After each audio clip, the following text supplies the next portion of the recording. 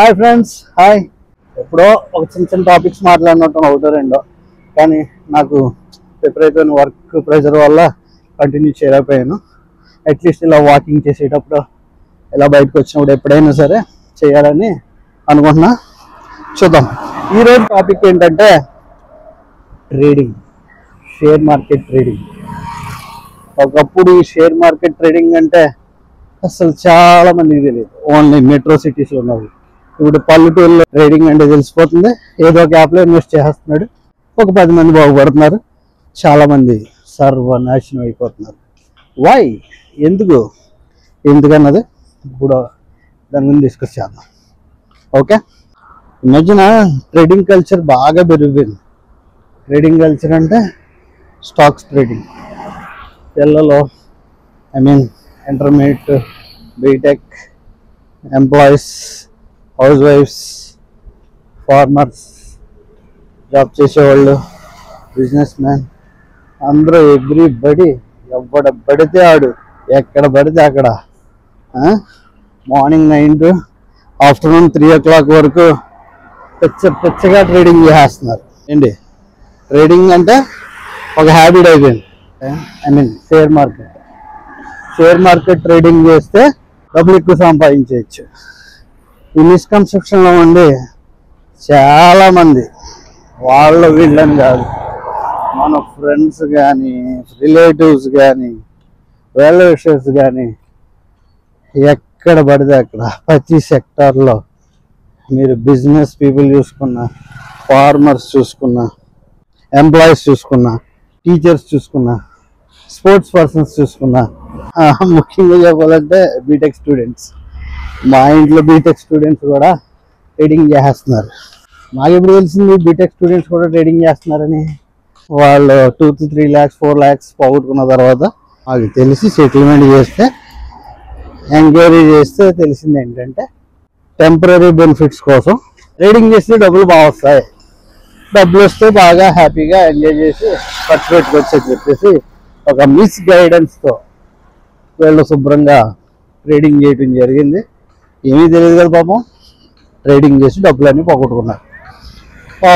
ఆఖరికి ఎవరు డబ్బులు పోగొట్టుకున్నా, స్టూడెంట్స్లో ఎవరు డబ్బులు పోగొట్టుకున్నా ఆఖరికి దగ్గరికి చేరాల్సింది పేరెంట్స్ దగ్గరికే కదా. అలా పేరెంట్స్ దగ్గరికి రావటం, నేను సెటిల్మెంట్ చేయటం, సెటిల్మెంట్ చేసిన టైంలో ఇదే విషయాలన్నీ బయటకు వచ్చినాయి. So BTech students, not only BTech students, every student trading చేయడం రీజన్ ఏంటంటే ఇప్పుడు సోషల్ మీడియా బాగా డెవలప్ అయిపోవడం. ఎవడ పడితే ఆడు ట్రేడింగ్ చేసేయండి, సూపర్గా డబ్బులు సంపాదిస్తారని చెప్పడం, నో ఏజ్ లిమిట్, ఎవడ పడితే ఆడు చేసేయచ్చు, 18+ అయితే చాలు అని చెప్పేసి వీళ్ళు చెప్పడం, వీటి వల్ల ఎవడ పడితే ట్రేడింగ్ చేస్తారు. ఓకే, ఆ విషయం పక్కన పెడితే, నిన్న హైదరాబాద్లో ఒక ఆయన ఎంప్లాయ్, 2 పిల్లలు, మంచి లైఫ్, మంచి జాబ్, అంత హ్యాపీగా ఉన్నప్పుడు లంసమ్గా కొంచెం ఇన్వెస్ట్ చేసాడంట. చేస్తే ఒక్కసారిగా షేర్ మార్కెట్ తెలుసు కదా, ఎప్పుడు పడిపోతుందో తెలియదు, ఎప్పుడు టాప్లోకి వెళ్తుందో తెలియదు. సడన్గా ఆయన పెట్టిన పోర్ట్ఫోలియో అంతా పడిపోవడంతో సడన్గా మనస్తాపం చెందేసి సూరేష్ చచ్చిపోయాడు. బంగారు లాంటి 2 పిల్లలు, 2 మగ పిల్లలు. లైఫ్ లీడ్ చేస్తే ఏదో ఒక అవకాశం ఉంటుందని ఆలోచించలేకపోయాడు. పాపం వాళ్ళందరినీ ఒంటరిగా విడిచిపెట్టి సూసైడ్ చేసింది, చనిపోయాడు. దీనికి రీజన్ ఏంటి? మన చుట్టూ ఉన్న చాలామంది స్టాక్స్లో ఇన్వెస్ట్ చేద్దాం అంటున్నారు. నిజమే, స్టాక్స్లో ఇన్వెస్ట్ చేస్తే మంచిదే, కానీ ఎలా పడితే అలాగా ఏమీ తెలియకుండా కాదు కదా.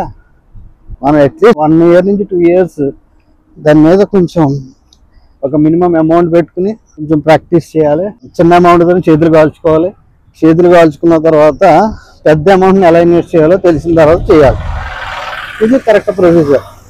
కానీ టెంపరీ బెనిఫిట్స్ కోసం ఇమ్మీడియట్గా డబ్బులు సంపాదించాలన్న థాట్తో ఈవెన్ ఫ్యామిలీ మెంబర్స్ కూడా, ఈవెన్ లేడీస్ కూడా, హౌస్ వైఫ్లు కూడా, ఎంప్లాయీస్ కూడా చాలామంది వితిన్ నో టైంలో డబ్బులు సంపాదించాలని ఎక్కడ పడితే అక్కడ ఇన్వెస్ట్ చేసి డబ్బులు పోగొడతారు. Especially IT employees. నాకు తెలిసిన చాలామంది IT employees 5 lakhs 6 lakhs 10 lakhs పోగొట్టుకుని వాళ్ళు బెంగతో నాతో డిస్కస్ చేయడం చాలాసార్లు చూసి చాలా మందిని చూసా. ఏంటి అంటే అప్పుడు దాకా లైఫ్ చాలా హ్యాపీగా ఉంటుంది. వీకెండ్స్ 2 days కూడా ఫ్యామిలీతో ఎంజాయ్ చేయడం, హ్యాపీగా ట్రిప్లు వేయడం, చాలా బాగుంటుంది లైఫ్. కానీ ఆ డబ్బులు సరిపోవట్లేదు, ఇంకా మోర్ సంపాదించాలని చెప్పేసి స్టాక్స్లో, ఐ మీన్ కొత్త స్టాక్స్లో కానీ పాత స్టాక్స్లో కానీ టెంపరీ బెనిఫిట్స్ కోసం వాళ్ళు ఇన్వెస్ట్ చేయడం, ఇన్వెస్ట్ చేసిన తర్వాత పోగొట్టుకున్న తర్వాత మనశ్శాంతి లేకపోవడం, ఆ మనశ్శాంతి లేకుండా ఇంట్లో వాళ్ళ మీద కసుబుసు అంటాం, మొత్తం ఫ్యామిలీ డిస్ట్రాయ్ అయిపోతుంది. దీనికి రీజన్ ఏంటంటే తెలియకుండా ట్రేడింగ్ చేయటం తప్పని నేను అంటలా. అసలు ఎలా చేయాలో తెలుసుకుని చేయాలి, కానీ తెలియకుండా ఎలా పడితే అలా చేయకూడదు. ట్రేడింగ్ కూడా చేయాలంటే ఎక్స్పర్ట్స్ చాలామంది కూడా ఇప్పుడు మనకు అందుబాటులో ఉన్నారు. ఆ ఎక్స్పర్ట్స్ చెప్పేది వింటూనే మనం క్రాస్ చెక్ చేసుకోవాలి. ఎంత ఎక్స్పర్ట్స్ చెప్పినా అక్కడ పైన ఏం జరుగుతుందో ఎవరికి తెలియదు. ఎప్పుడో హర్షత్ మెహతా టైంలో పెద్ద స్కామ్లు జరిగాయని అంటారు. అప్పుడెప్పుడో కాదు, ఇప్పుడు కూడా స్కామ్స్ జరుగుతాయి. దానికి రీజన్ ఏంటంటే తెలియదు అంతే.